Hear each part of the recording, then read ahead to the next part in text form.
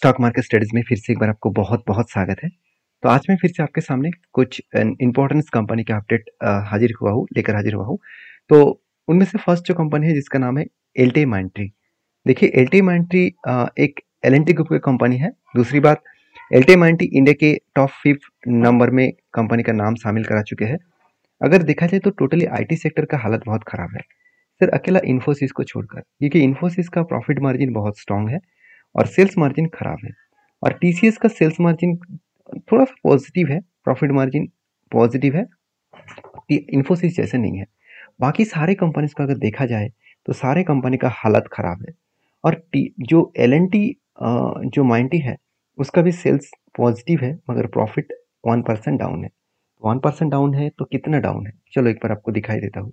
अगर मैं quarterly result के बारे में बात करूँ तो पिछले क्वार्टर में 9,000 करोड़ के आसपास सेल्स हुआ था। इस बार 8,800 करोड़ का सेल्स हुआ।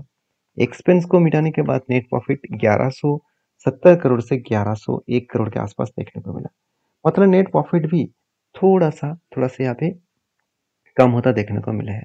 अभी मैं जरूर कहूँगा इस कंपनी के ऊपर आपको फोकस होना चाहिए, क्योंकि जिस तरीके से कंपनी का परफॉर्मेंस है, जिस तरीके से कंपनी का ग्रोथ होने का चांसेस है, वो आगे बढ़ने का पोटेंशियल बहुत ज़्यादा है।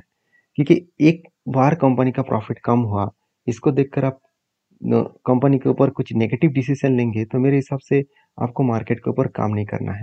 क्योंकि मार्केट इसी तरीके से आपको हर टाइम अलग अलग रूप दिखाएगा। जैसे कभी कभी बहुत लंबा जर्नी दिखाएगा, कभी कभी कंसोलिडेट दिखाएगा, कभी कभी करेक्शन भी दिखाएगा। तो ये सब यही इसीलिए होता है क्योंकि उस सेक्टर में कितना डिमांड है, उस कंपनी में कितना डिमांड है। आज देखा जाता है आईटी सेक्टर में जो डिमांड बोला जा रहा था कि डिमांड बहुत कम हुआ है। मतलब मार्केट में यूएस यूएस मार्केट में, यूरोप मार्केट में जो रिसेशन चल रहा है, जिस तरीके से इकोनॉमिकली क्राइसिस चल रहा है, उस बेसिस में आईटी सेक्टर के ऊपर प्रेशराइज है। क्यों प्रेशराइज है, मैं एक बार चलो आपको दिखाई देता हूँ। अगर मैं रेवेन्यूज के बारे में बात करूँ तो रेवेन्यूज कहाँ पे आ रहा है। देखिए नॉर्थ अमेरिका से ही कंपनी का 71% रेवेन्यूज आ रहा है, जो ऑब्वियसली कंपनी के ऊपर प्रेशर बनेगा। क्योंकि अमेरिका से जो बिजनेस है उस बिजनेस में थोड़ा सा स्लो डाउन आपको देखने को मिला है, बेसिकली आईटी सेक्टर के ऊपर। और यूरोप में कंपनी 15% और रेस्ट ऑफ वर्ल्ड में कितना 12%। मतलब इस रेस्ट ऑफ वर्ल्ड के अंदर ही इंडिया का नाम देखने को मिलेगा। तो ओवरऑल हर जगह पे कंपनी काम नहीं कर रहा है। Basically company north America and देखा जाए तो कंपनी यूरोप में काम कर रहा है।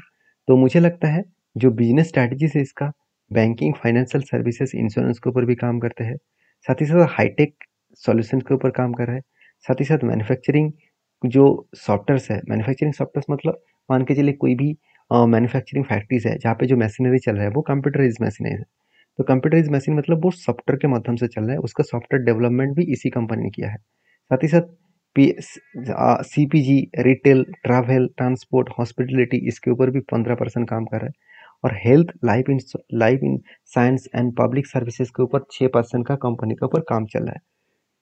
तो ओवरऑल कंपनी का जो बिजनेस है वो किस तरीके से चल रहा है उसका एक क्लियर कट एक डेटाबेस आपको देखने को मिल चुके हैं।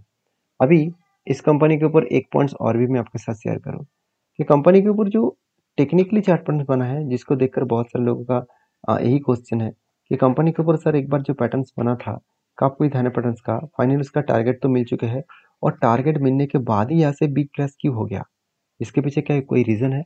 बिल्कुल है।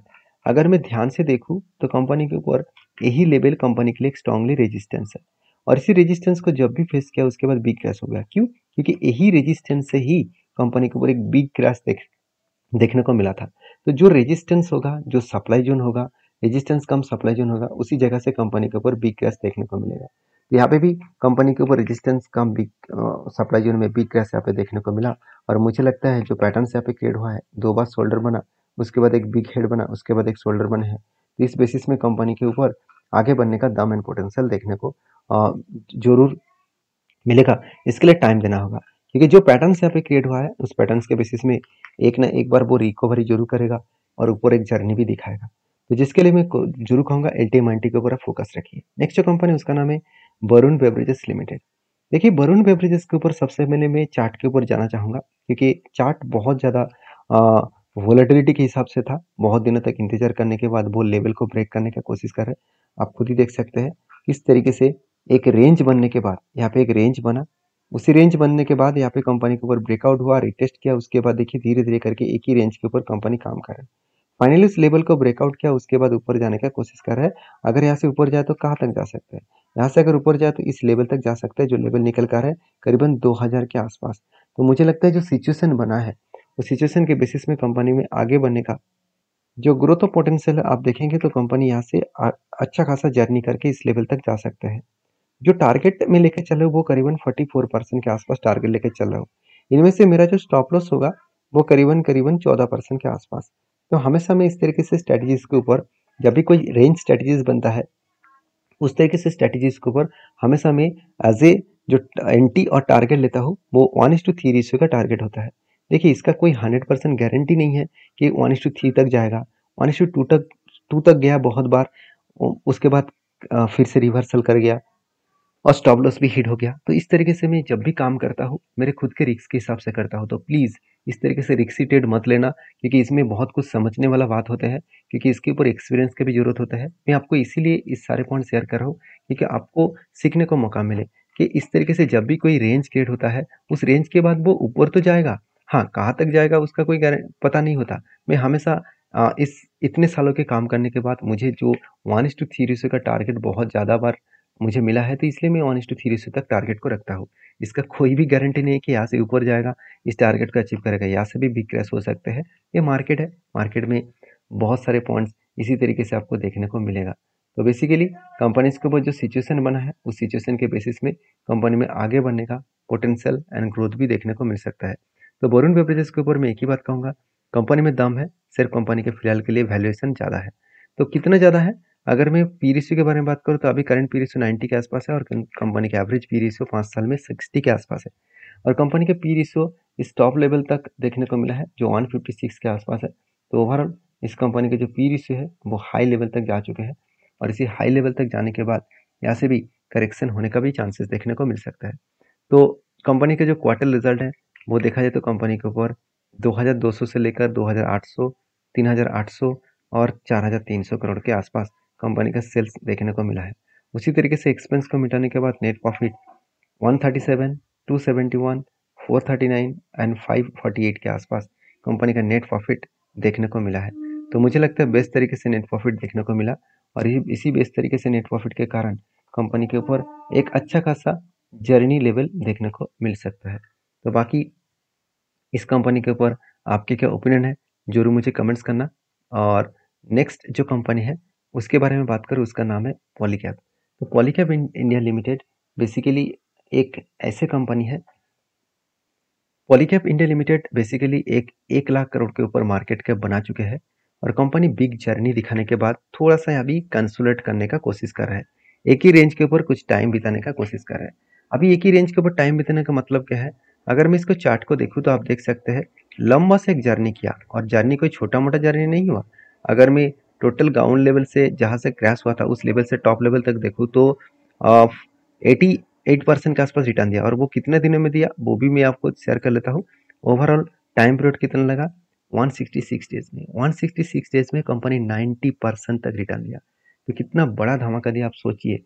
ऑलमोस्ट 90% का आसपास मतलब आपका जो फंड है वो ऑलमोस्ट डबल के आसपास कर दिया। तो सोचिए इतना बड़ा जर्नी कंपनी दिखा चुके हैं, जिस जर्नी के बेसिस में कंपनी आगे बढ़ने का पोटेंशियल यहाँ पे देखने को मिलेगा। तो बाकी इस कंपनी के ऊपर जो पैटर्न्स बना था उस पैटर्न्स के लिए मैं इंतजार तो किया था मगर पैटर्न कंपनी नहीं हुआ, तो इस पैटर्न्स को मैं इग्नोर करता हूँ। तो बेसिकली इसको मैं डिलीट करता हूँ। तो फिलहाल के लिए मुझे लगता है जिस तरीके से यहाँ पे सिचुएशन बना है उस हिसाब से यहाँ पे कब बनेगा और उसके बाद हैंडल बनने का चांसेस था, बना नहीं। तो फिलहाल के लिए मेरा एंट्री अभी तक नहीं है, क्योंकि मैं एंट्री तब लेने वाला हूँ अगर यहाँ पे कुछ टाइम बिताए, यहाँ पे एक रेंज क्रिएट करे, उसके बाद अगर ब्रेकआउट करे तो एक बड़ा धमाका होने का चांसेस मिल सकता है। बाकी आपके क्या ओपिनियन है इस कंपनी के ऊपर जरूर मुझे कमेंट्स करके बताना और वीडियो में अगर जानकारी अच्छा मिला है तो प्लीज़ एक लाइक भी कर देना।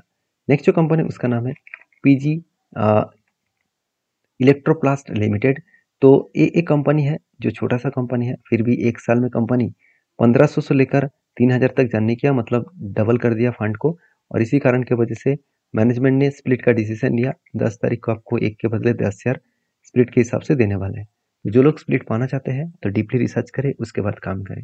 मिलते हैं नेक्स्ट वीडियो में, तब तक के लिए धन्यवाद।